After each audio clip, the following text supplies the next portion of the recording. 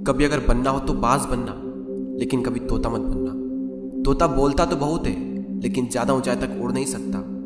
बाज बोलता बहुत कम है, लेकिन सबसे ऊंचाई पर उड़ता है, और बाकी पंछियों का राजा होता है एक बाज। आज मैं आपको 5 ऐसे पॉइंट्स बताऊंगा जो कि हर इंसान को बाज से सीखना चाहिए, और लाइफ की बहुत बड़ी लर्निंग है इन 5 पॉइंट्स में। पहला लेसन, ईगल फ्लाई अलोन। बाज अकेले उड़ता है और बाकी पंछियों के मुकाबले सबसे ऊंचाई पर उड़ता है। बाज अकेले उड़ेगा, लेकिन कभी भी चिड़िया और छोटे पंछियों के साथ नहीं उड़ेगा। बाज हमेशा या तो बाज के साथ उड़ता है या फिर अकेला उड़ता है, और इससे हमें यह सीख मिलती है कि छोटी सोच वाले लोगों से हमेशा दूर रहें और अकेले रहो, क्योंकि यही वो समय है जब खुद को जानने का असली मौका मिलता है।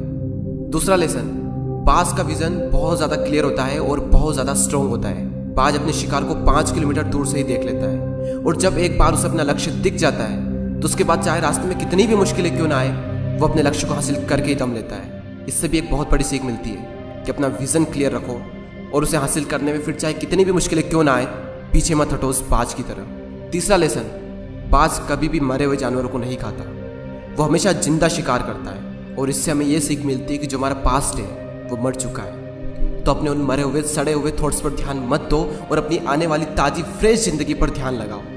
अपने पास्ट की पुरानी यादें जो तुम्हें तंग करती है उन्हें वहीं रहने दो जहां पर उसकी जगह है, और तुम्हारे पास्ट की जगह है तुम्हारे पास्ट में, उसे वर्तमान में जगह मत दो।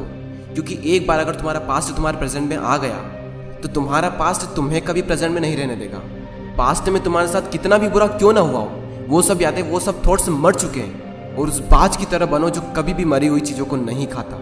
चौथा लेसन, जब आंधी तूफान आते हैं तो बाज बहुत ज्यादा एक्साइटेड हो जाता है। जब बारिश होती है तो सारे पंछी छिपकर बैठ जाते हैं, लेकिन बाज को बड़ा मजा आता है। जब तेज हवाएं चलती है तो बाज उन हवाओं के सहारे और तेजी से ऊपर की ओर उठता है, और ऊपर उड़ते उड़ते इतना ऊपर उड़ जाता है कि बादलों से भी ऊपर पहुंच जाता है। और इससे भी एक बहुत बड़ी सीख मिलती है कि मुसीबत में मजा ढूंढो।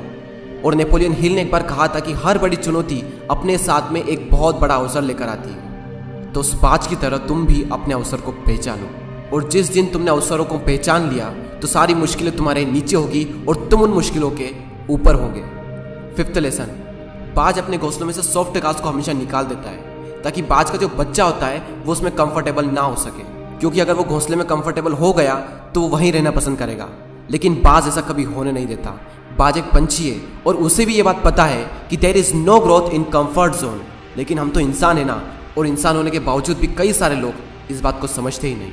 आप जितना ज़्यादा कंफर्ट जोन में रहोगे, आपकी लाइफ आने वाले टाइम में उतनी ही ज़्यादा अनकंफर्टेबल हो जाएगी।